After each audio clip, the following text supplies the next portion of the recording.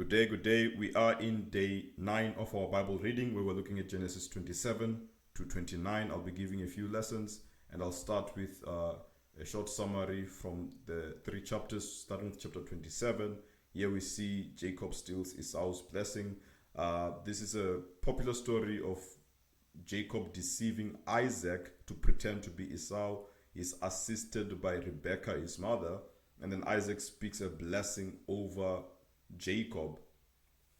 And later on, Esau comes back and finds out that he has been deceived, his blessing has been stolen. And what's quite interesting about this story is the fact that, number one, there was a prophecy that was spoken when Rebecca was pregnant, and that prophecy was saying that she has twins, but then the younger will be greater than the older, and the older will serve the younger. And it took this deception, it took this story in terms of what we read in Genesis 27 for that prophecy to be fulfilled, right? And the second thing that we can connect it with is in the previous chapters we saw how Esau sold his birthright to Jacob, and by him selling his birthright to Jacob meant that he's giving up even the promises that God has over this family, and which is why we see the covenant which God had with Abraham, then Isaac, is now going to be passed on to Jacob. But Esau sold his birthright. So what we can clearly see, both based on the prophecy and Esau actually willingly selling his birthright, it could be that it had to happen either way. It was just a question of how it would happen. And this takes us a lot into the New Testament as well. Some of the stories we see where we can say that Jesus had to die. He had to go on the cross. But it was a question of what was the manner, what would be the human activity that takes place. But ultimately, there were human reasons, but ultimately God's plan was fulfilled, right? And part of the human reasons with Jesus is that they were trying to protect themselves from the Roman Empire, to say that this Jesus calls himself a king. The Roman Empire might come and punish all of us as the Jews. So better it is for one man to die instead of the many. And that was such a prophetic thing, but they were doing it for their own human affairs. They were trying to protect themselves. But what God is working out in the backgrounds is fulfilling his great plan. And this goes to show that God can work out his plans in the background of human activities taking place, whether it is Judas Iscariot who betrays Jesus and for some silver coins, and all of those deception taking place. Ultimately, God is using the bad, the good, the ugly to fulfill his great plan. And in the same way, even though we are seeing it in the form of deception, obviously deception is not a good word. However, we're seeing God's plans being fulfilled, which were already prophesied. It was already part of the prophecy that the younger will be greater. Okay, so that's chapter 27. And then when we go to chapter 28, we see Jacob's dream. So this is where Jacob is now going to his uncle Laban. So Laban is the brother to Rebekah. You'd remember Laban when the servant of Abraham went to negotiate to have Rebekah as the wife of his master Abraham's son, which is Isaac, and Laban was there. It was part of the negotiation. But what we see now is Jacob is now, in a way, is running away from his brother, because his brother had made up his mind that, as soon as my father dies, I'll need to avenge what this Jacob has done. He stole my blessing, he stole my birthright. So Esau was not very happy with his brother. Okay, so it was a twofold. There were two reasons why he was going to Padan Aram. The one reason is that he'll be finding a wife, just as we were introduced in the previous chapter, how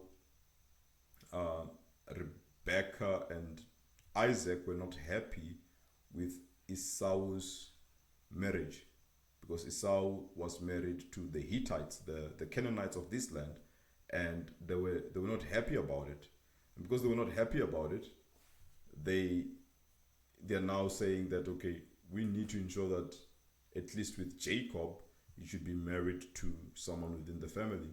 But the other reason why this is taking place is because Jacob is running away from his brother. So he's finding a wife, but he's also running away for safety.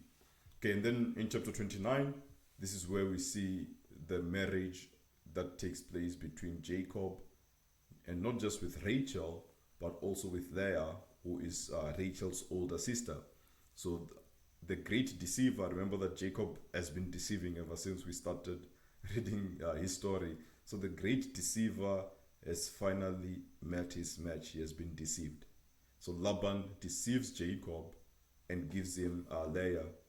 And he wakes up in the morning. Imagine you go to bed with your wife thinking that you have your wife, and then you wake up only to wake up to the wrong wife. So that was what happened.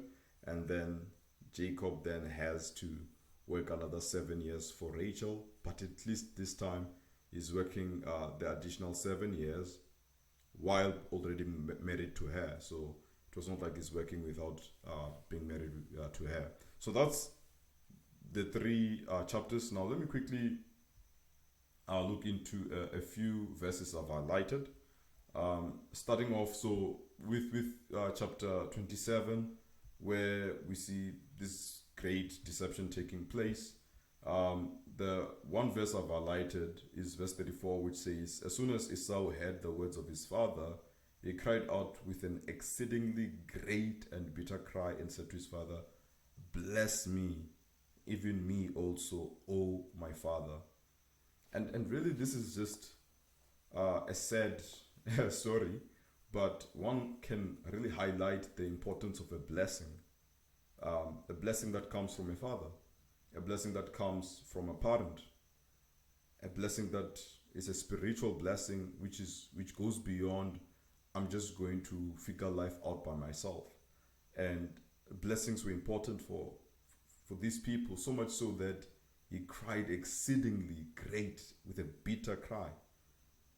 And it makes me wonder, why did he even sell his birthright? Didn't he realize that birthright is a greater blessing compared to him having just to eat food? But at this point in time, you can really see that he's really at this point of great cry, bitter cry, and is crying for a blessing.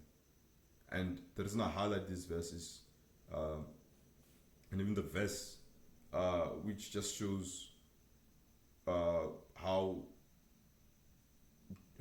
Isaac is saying that, no, but I've already blessed your brother. I find it to be very odd that like, how do blessings work? I just find them to be a strange thing in terms of how do these blessings work, that a blessing has been spoken and now, okay, I've blessed him, I cannot bless you anymore. So that was something which is just interesting to observe.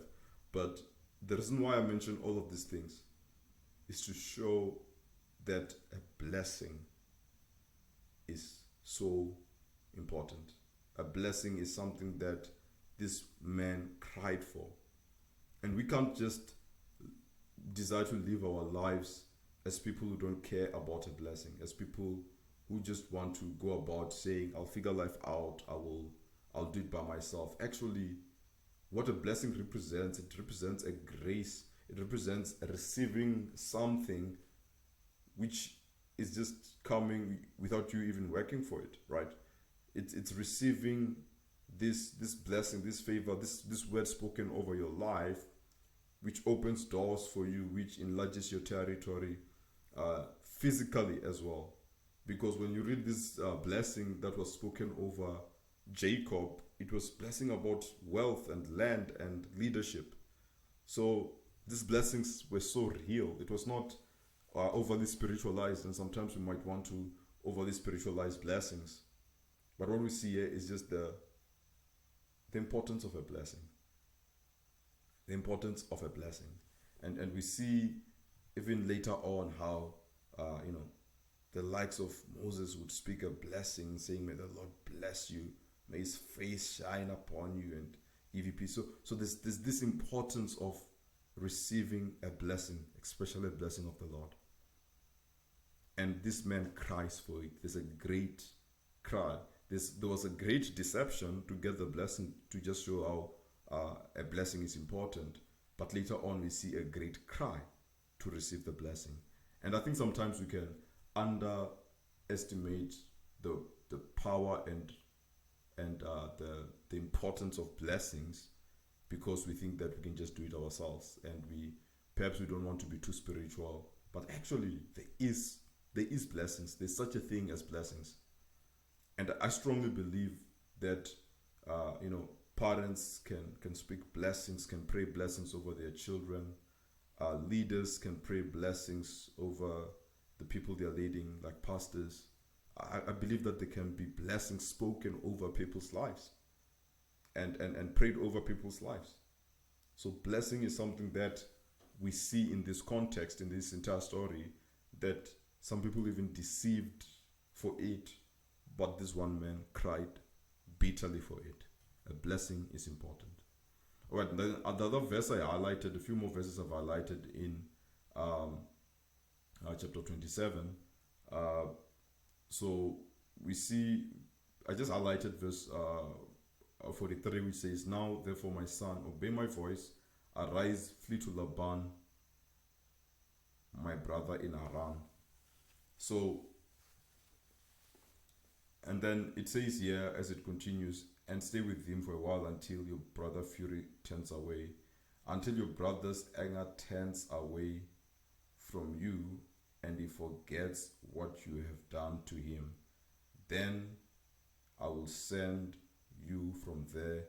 Why should I be bereft of you both in one day?" Why should I be bereft of you both in one day? In other words, why should I lose both my sons in one day?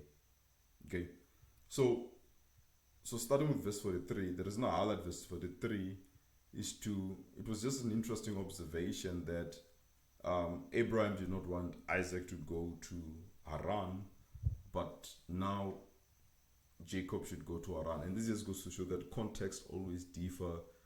We cannot assume that things must always be one way and not the other, right? With Isaac, he said that to his servant, "No, my son must stay here because this is the land that he has been given." And perhaps Rebecca is acting out of fear. Perhaps there could have been another way for Jacob to stay in this land, but God still works things out. And the point I'm trying to show, as I highlighted this verse, by just simply observing the fact that Jacob is going, but his father was prevented to go by Abraham, it's just highlighting that we cannot put God in a formula. You cannot cram God and say, okay, God does things this way only. There's always context, and God is always able to use all things toward achieving his greater plan. So that is God. He is able to use anything to achieve his greater plan. Then I highlight verse 45, but the small word or statement I was looking for was the question that Rebecca is saying, "Why should I be bereft of you both in one day? Why should I lose both my sons in one day?" Meaning that if Esau is successful in killing Jacob, Rebecca sees it as losing both his sons. It's as if she sees it as Esau would also be dead. And this could be death in different ways. It could be death in terms of physical death even, because there is death penalty for those who kill, right? But even though it was not going to be a death penalty, the bigger issue is that he would have been dead to the family, in the sense of, you killed your brother, how can you still be part of the family? So there's a sense of separation.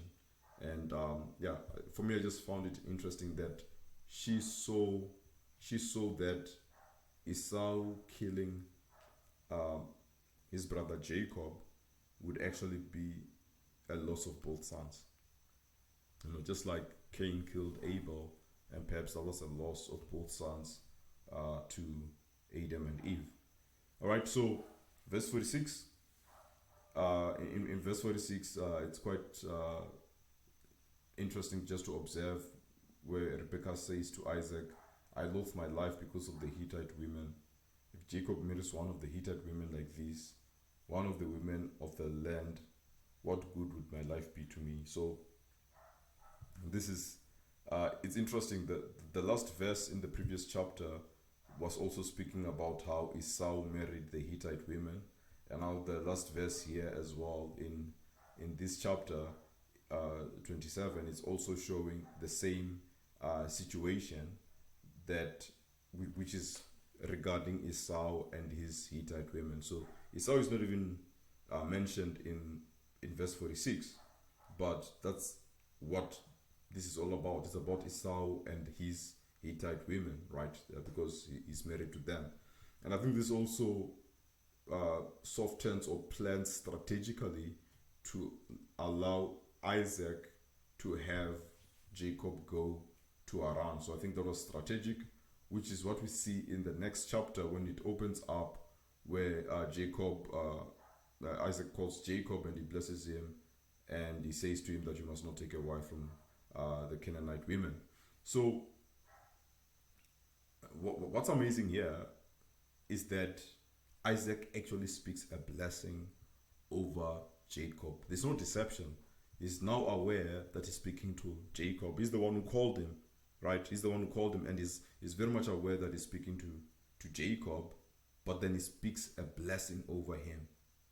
He says in verse 4, which I've highlighted, may he give you, speaking of God, may he give you the blessing of Abraham to you and to your offspring with you, that you may take possession of the land of your sojournings that God gave to Abraham. So this is Jacob reaffirming the blessing which was towards Isaac is reaffirming the blessing which is towards Jacob, right? No. So it's Isaac speaking, is reaffirming the blessing on Jacob. But for me, what's amazing is that it's like, okay, that was maybe deception, but you are really the blessed one. Right? You are really the blessed one. It says as it opens up, and Isaac called Jacob and blessed him, and he directed him. So he's the one whom he speaks this blessing over. So deception or no deception, now is affirming the blessing. All right. So then I've highlighted verse 9.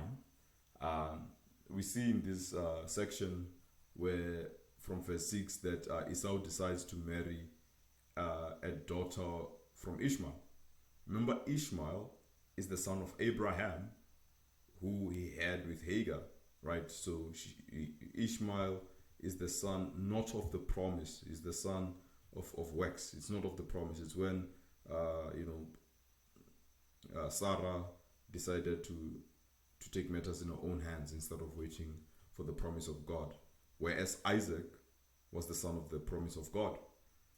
So that was one problem here, because in verse 9, which I've highlighted, it says Esau went to Ishmael and took as his wife, besides the wives he had, Mahalath, the daughter of Ishmael, Abraham's son, the sister of Naboth. So the problem with this is the fact that this doesn't solve the problem.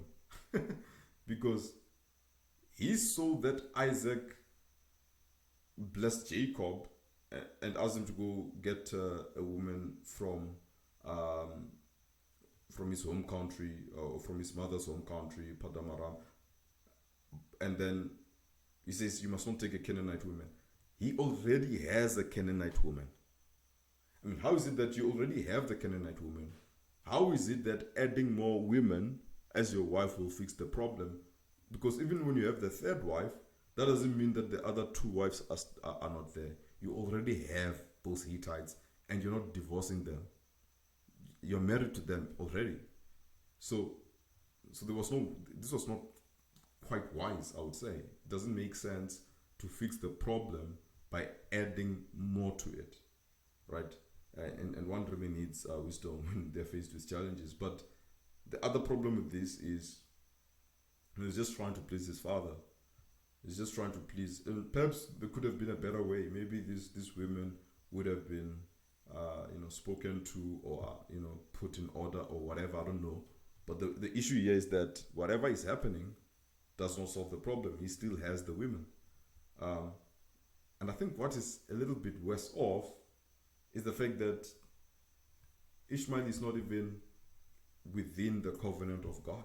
So he's going outside of the covenant of God. So that's another part which just makes this uh, marriage quite interesting. It doesn't solve the problem, and it's with the Ishmaelite. Okay, so then a few more verses highlighted in chapter 28 having to do with Jacob's dream. So we know now Jacob is going to Haran, and then he decides to sleep. And then in verse 12 it says, "And he dreamt, and behold, there was a ladder set up on earth, and the top of it reached to heaven, and behold, angels of God were ascending and descending on it." And the reason I highlight this verse is because this verse is repeated by Jesus when he's calling Nathaniel, I believe, and he says this is fulfilled in him because the angels will ascend on him, Jesus, meaning that Jesus is the ladder. So Jesus is as if he positions himself to be the ladder that connects earth with heaven. So Jesus is the one who connects us with heaven. He says, "I am the way." He is the way. "I'm the way, the truth, and the life." That's John chapter 14. So as he says he's the way, he's the ladder. So I highlight this verse as it points prophetically about about Jesus being the way, being the ladder, being the one who connects us to God. He connects earth. It says it is set up on earth, and at the top of it reached heaven. Jesus connects us to heaven. Okay, and verse 13 I've highlighted as well, which is, "And behold, the Lord stood above it and said, I am the Lord, the God of Abraham, your father, and the God of Isaac. The land which you lie, I give to you and your offspring. Your offspring shall be like the dust of the earth, and you shall spread abroad to the west and to the east and to the north and to the south, and in you shall your offspring in you and your offspring shall all the families of the earth be blessed." So there's two reasons I've highlighted this. The first reason is that God now speaks to Jacob. Initially, Jacob was receiving all of these blessings from his father. First in the deception, second when he's confirming it. But now this is like the third time.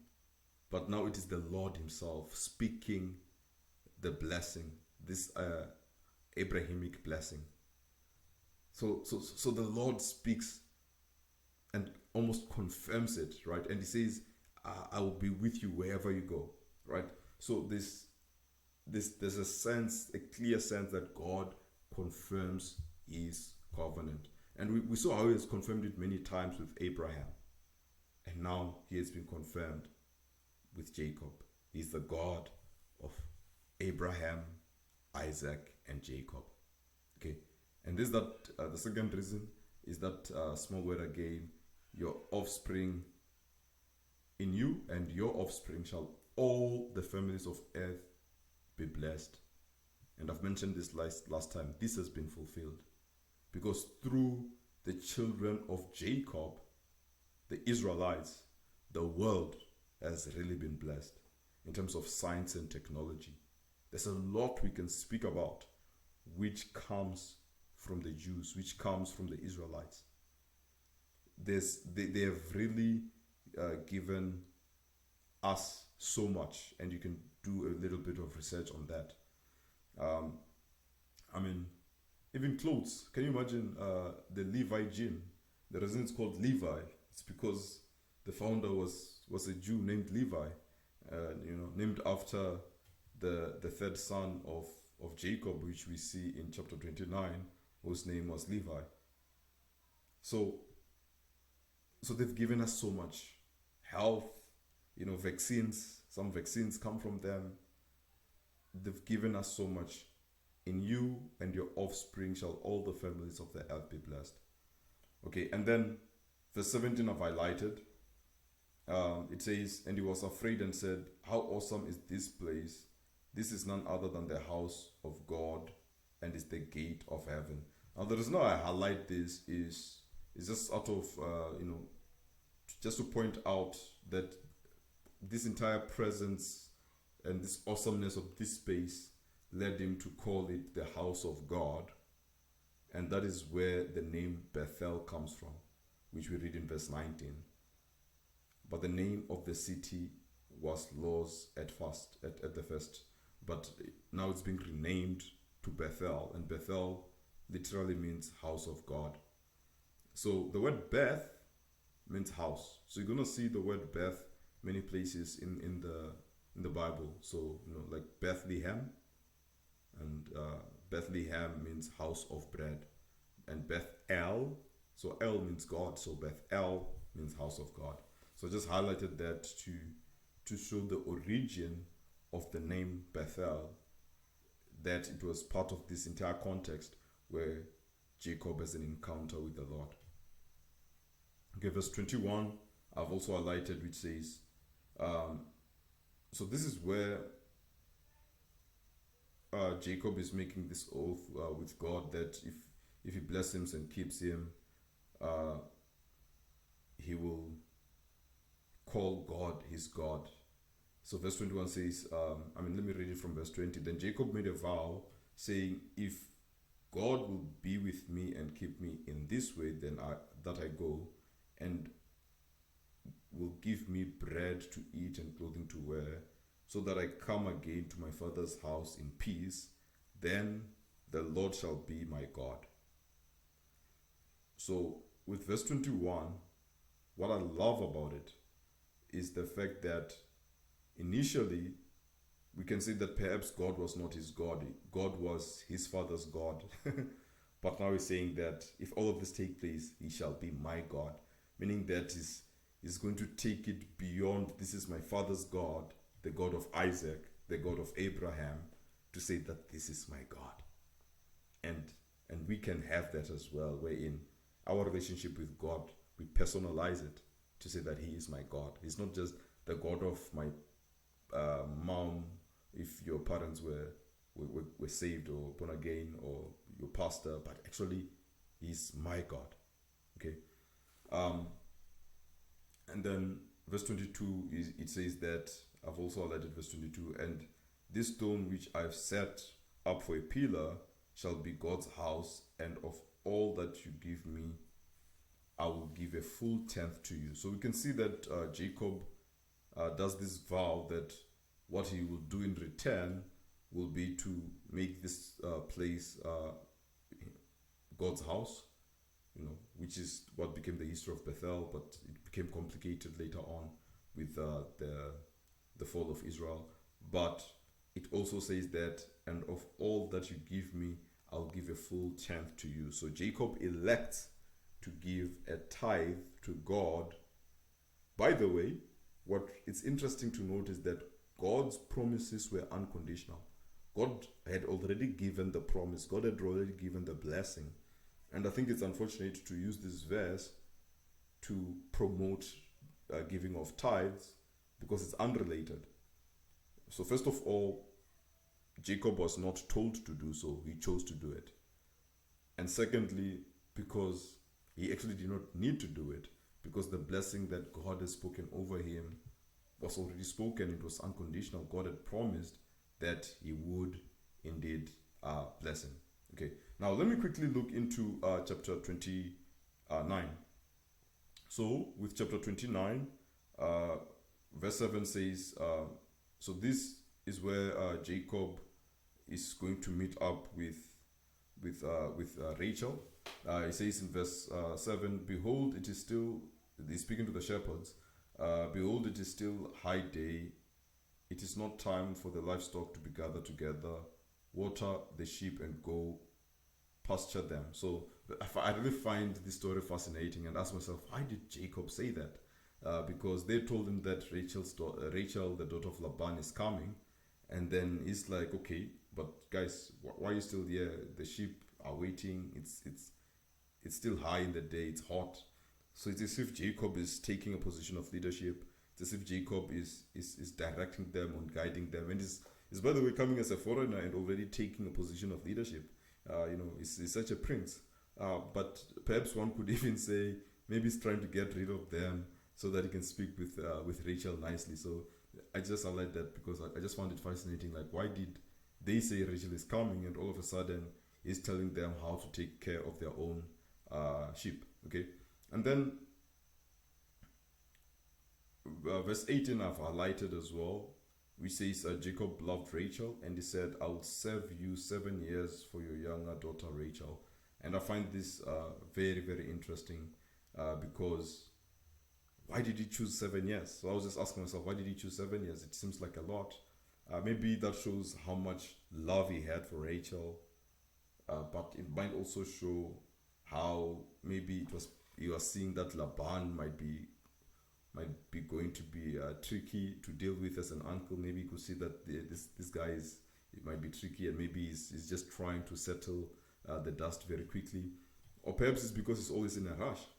The way he spoke with the shepherds, he rolls over the stone for Rachel, and it could be a character thing being developed. So it seems like Jacob was still a man under development, and perhaps even his oath, which we read in the previous chapter, maybe it was not even necessary. Maybe that was just part of his development in faith to say, why making an oath when God has already spoken a blessing over you and promised to bring you back safely and keep you. Okay, so verse 20, I also find it fascinating. It says, so Jacob served 7 years for Rachel, and they seemed to him but a few days because of the love he had for her. So for him, the 7 years were nothing. They felt like a few days. And yeah, this really just goes to show that time can be relative based on one's heart and one's feelings. And but when I highlighted it, it just reminded me of the fact that to God, 1,000 years is like one day. That time does not move at the same pace, depending on who's asking and who's going through that time, right? But for Jacob, it moved very fast. It felt like days because of the love that he had for her. It's quite interesting what love can do. So this is me just observing interesting things. And verse 25 also, it's the great deception that happened. It says, and in the morning, behold, it was Leah. And Jacob said to Laban, what is it? What is this that you have done to me? Did I not serve you for Rachel? Why then have you deceived me? So we can see that clearly Laban is also a deceiver, and Jacob is finally meeting his match. In this story reveals how Jacob ended up with two wives. It was not his plan. So that's one thing I would really like to land with, that it was not his plan. His plan was to have Rachel, right? And he worked for Rachel. And the Bible says that he actually loved Rachel more than he loved Leah. It says in verse 31, when the Lord saw that Leah was hated, he opened a womb, but Rachel was barren. Very important. It might not be that she was hated literally, because sometimes the language of the Bible can speak of hate, but simply meaning that loved less or someone loved more. So, but it speaks in this way, which is just binary, like opposites. However, the reason I highlight verse 31, which says that the Lord saw that Leah was hated, he opened a womb, is just to show that God really does pay attention to those who are broken, to those who are ignored, to those who are not loved. God is a God of the forgotten. God is a God of the weak. Think of what happened with Hagar when Hagar was chased out twice. Even God appeared to her, and if in this story we're seeing how God looks in favor upon the one who is loved less, right? So then the last verses I've highlighted is because it ends really this chapter with the 4 sons that Leah gave birth to, And I find it very interesting. Once again, looking into that whole concept, which I've mentioned before, about the second-born being more prominent than the firstborn, as if God is replacing the. He's saying that, yeah, you might have the birthright, but he looks at the ones who don't even have a birthright and make them prominent, right? So, first of all, it's amazing to just generally realize that the less loved woman, Leah, is the one whom the most important sons came from, Judah and Levi. Because Levi, that's where the priesthood comes from, and Judah, that's where the kingdom of Israel was reigning from, starting with King David, all the way to King Jesus, also coming from the tribe of Judah. So the less loved woman led to this prominent man, right? But what I find interesting is that they were not her firstborns. It's as if, because there's Reuben, then there's Simeon, but they were not more prominent than Levi and Judah. Not only that, Judah is younger than Levi. It's as if, once again, that pattern of the second born, the third born, the fourth born, like the last born, like it's as if God takes the last and makes them the greater.